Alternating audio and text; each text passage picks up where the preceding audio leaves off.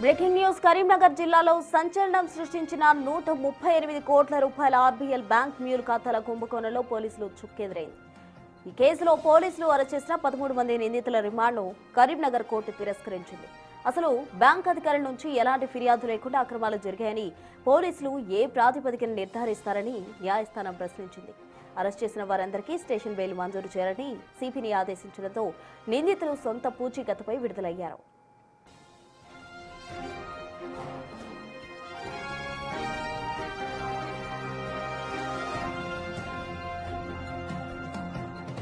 అంతకుముందు ఆపరేషన్ క్రాక్డౌన్ 1.0లో భాగంగా అంతర్జాతీయ సైబర్ ముఠా గుట్టును ఛేదించామని కరీంనగర్ సిపి గౌసాలం తెలిపారు.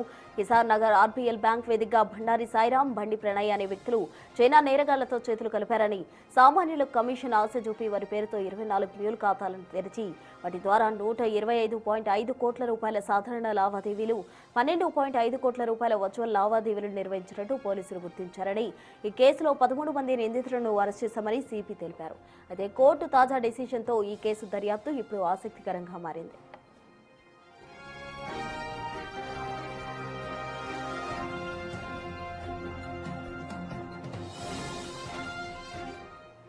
కరీంనగర్ జిల్లాలో సంచలనం క్రియేట్ చేసిన 138 కోట్ల ఆర్బీఎల్ బ్యాంక్ మ్యూల్ ఖాతాల కుంభకోణంలో పోలీసులకు షాక్ గురైందనే చెప్పాలి. దీనికి సంబంధించి పూర్తి డీటెయిల్స్ మా ప్రతినిధి శ్రీనివాస్ అందిస్తారు. కరీంనగర్ నుండి శ్రీనివాస్, చెప్పండి, మొత్తంగా కోర్టు ఇచ్చిన తీర్పుతో అటు పోలీసులకు భారీ షాక్ తగిలిందనే చెప్పాలి. అసలు ఏ ప్రాతిపదికన ఈ విధంగా మీరు నిర్ధారించారంటూ కూడా కోర్టు చెప్పిన క్రమంలో వారిని విడుదల చేయబోతున్నారు. ఎలా ఉండబోతుంది తదుపరి పరిణామం?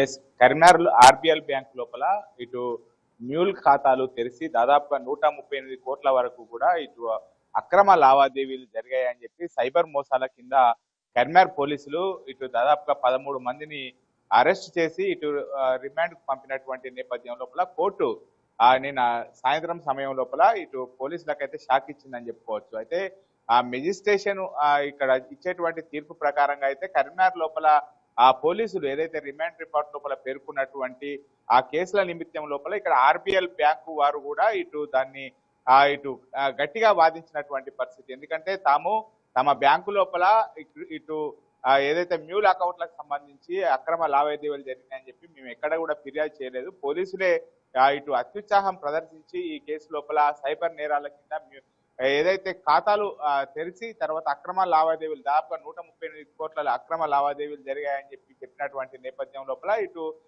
తాము ఎలాంటి ఫిర్యాదు చేయనటువంటి నేపథ్యం లోపల ఇటు ఎలా బ్యాంకు మేనేజర్ తో పాటుగా క్యాషియర్ పైన కేసులు పెడతారని చెప్పి ఇటు ఆర్బీఎల్ బ్యాంక్ సంబంధించినటువంటి లాయర్లు వాదించినటువంటి నేపథ్యం లోపల ఇటు పోలీసులు పెట్టినటువంటి సెక్షన్లు కూడా అన్ని కూడా 7 సంవత్సరాల లోపల శిక్ష పడేటువంటి కేసులు ఉన్నటువంటి నేపథ్యం లోపల అయితే కోర్టు స్టేషన్ బెయిల్ ఇచ్చి పంపాల్సింది అయితే ఇటు తీర్పు ఇచ్చినటువంటి నేపథ్యం లోపల ఏదైతే ఈ వివాదం లోపల మాత్రము పోలీసులకు అయితే షాక్ తగిలిందని చెప్పుకోవచ్చు. దాదాపుగా మొత్తం కూడా 24 మంది నిందితులుగా ఉన్నారు. 13 మందిని అరెస్ట్ చేశామని చెప్పి 2 రోజుల క్రితం కరీంనగర్ సిపి పెద్ద ఎత్తున కూడా ప్రెస్ మీట్ పెట్టి అరెస్ట్ చూపినటువంటి నేపథ్యం లోపల ఇప్పుడు కోర్టు ఇచ్చినటువంటి తీర్పు కరీంనగర్ పోలీసులకు షాక్ గురి చేసిందని చెప్పుకోవచ్చు. అయితే ఆ మ్యూల్ ఖాతాలు తెరిచి దాని ద్వారా సైబర్ క్రైమ్ మొత్తం కూడా జరిగింది. ఏదైతే బ్యాంకు సంబంధించినటువంటి లావాదేవీల ద్వారా మొత్తాన్ని ఇటు సైబర్ క్రైమ్ వారికి తరలించారు అని చెప్పి అయితే పేర్కొన్నటువంటి నేపథ్యం లోపల ఇటు మొత్తం 138 కోట్లు వీళ్ళు లెక్కలు చూపినటువంటి నేపథ్యం లోపల కేవలం వాట్సాప్ చాట్ మాత్రమే చూపెట్టారు. కానీ ఏదైతే 138 కోట్లు అక్రమ లావాదేవీలు జరిగినటువంటి దాన్ని కోర్టుకు వివరించడం లోపల అయితే పోలీసులు ఇక్కడ విఫలం చెందినటువంటి పరిస్థితి. మొత్తానికైతే ఇప్పటికే 24 మందిని గుర్తించి 13 మందిని ఇటు రిమాండ్ విధించినటువంటి నేపథ్యం లోపల రిమాండ్ను క్యాన్సిల్ చేస్తూ కోర్టు ఇచ్చినటువంటి తీర్పు అయితే ఇప్పుడు పోలీసులకు షాక్ గురి చేసిందని చెప్పుకోవచ్చు. మొత్తానికైతే పోలీసులు చాలా ప్రతిష్టాత్మకంగా తీసుకున్నారు. ఎందుకంటే కరీంనగర్ లోపల ఇటీవల ఇటు ఏదైతే సైబర్ నేరాలు ఎక్కువైనటువంటి నేపథ్యం లోపల దీనిపైన దృష్టి సారించినటువంటి పోలీసులకు చాలా ఇటు మ్యూల్ ఖాతాలు తెరిచారు. దాదాపుగా 10 నుంచి 15 మ్యూల్ ఖాతాలు తెరిచి మొత్తం 138 కోట్ల అక్రమ ఇటు నగదును తరలించారు అని చెప్పి పోలీసులు పేర్కొన్నటువంటి నేపథ్యం లోపల ఇంత ప్రతిష్టాత్మకమైనటువంటి కేసు ఉన్నటువంటి నేపథ్యం లోపల పోలీసులు ఛార్జ్ షీట్ లోపల పేర్కొన్నటువంటి కేసులు తర్వాత పెట్టినటువంటి సెక్షన్లు అవన్నీ కూడా 7 సంవత్సరాల లోపల ఉండడంతో అయితే కోర్టు వీరందరికీ కూడా స్టేషన్ బెయిల్ ఇవ్వాలని చెప్పి అయితే తీర్పు ఇచ్చినటువంటి నేపథ్యం లోపల ఫర్దర్ మళ్ళీ విచారణ ఉంటుంది. ఇంకా దీనిపైన ఎక్కడ కూడా ముగిసిపోలేదని చెప్పి పోలీసులు పేర్కొన్నటువంటి పరిస్థితి కనబడుతుంది ప్రస్తుతం. Right, thank you Srinivas.